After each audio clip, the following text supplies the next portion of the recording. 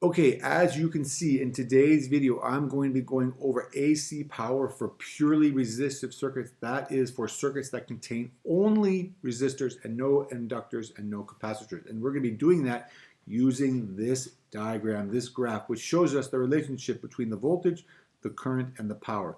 The voltage is, of course, shown by this red waveform. The current is this blue waveform, and then the power is this dashed green waveform. And you can see on this graph we have shown a little over 1.5 cycles. Now, one thing you should notice when you look at this diagram, and one thing that you should know and remember for purely resistive circuits, is that the current and the voltage are in phase. What that means is that when the voltage reaches its peak value, the current also reaches its peak value at the same point in the cycle. When they cross the zero value, then they do that at the same point in the cycle at the same time. When the voltage is at its maximum negative, then the current is also at its maximum negative, and they go back to zero and continue on through the cycle like that. That means that the current and the voltage are in phase, and that means that the phase angle phi between the current and the voltage is 0 degrees. That's important to remember for purely resistive circuits. Now, if we want to calculate the average power in a resistive circuit, then we can use this equation, which says that the average power is equal to the RMS voltage times the RMS current times the cosine of the phase angle phi. Now, we just said down here that the phase angle phi is 0 degrees, so we can take out the phi and put it in the 0 degrees there. And if you remember what the cosine of 0 degrees is, if you have that in your head, what the cosine curve looks like, or you can figure that out on your calculator, you'll remember that the cosine of 0 degrees is 1, and that means that this equation can simplify a little bit into just that the average power in an AC resistor circuit is the RMS voltage times the RMS current. We use the RMS values when we're talking about power. Okay, now, one thing that you should notice, or another thing that you should notice about this diagram, is that the voltage through one cycle oscillates between positive and negative values.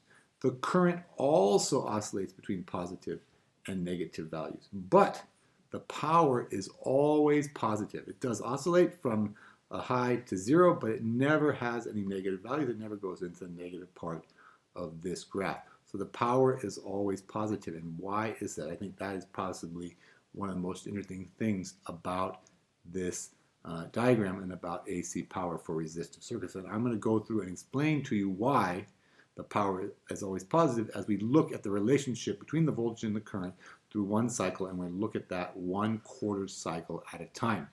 So for the first quarter cycle, you can see I've represented by this rectangle right here.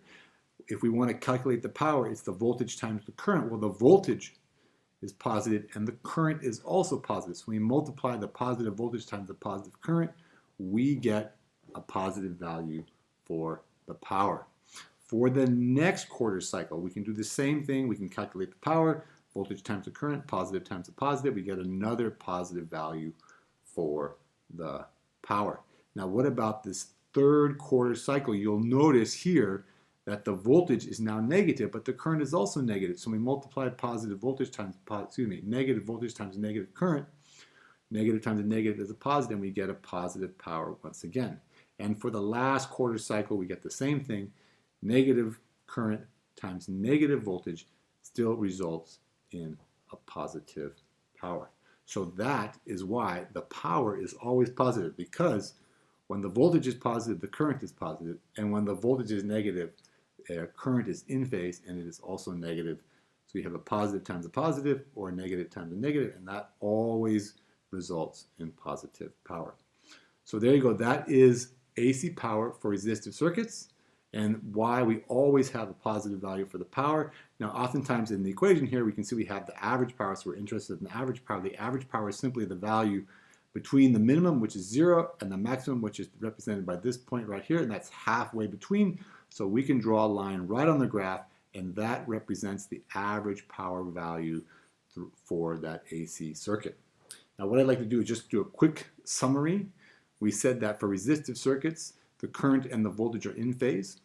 The phase angle phi is 0. And when we calculate the average power, we're either calculating a positive times a positive or a negative voltage times a negative current. And that means that the power in that AC resistive circuit is always positive. Okay, there you go. Thank you very much for watching. Hope you found the video helpful. If you did, please do all of the following 4 things. Subscribe to my channel, get all my excellent physics, chemistry, and math videos. Give me a nice positive comment for this video. Give me a thumbs up. And don't forget that sharing is caring. Share this video with all of your friends. Show them how much you care. Thanks for watching. We'll see you in the next video.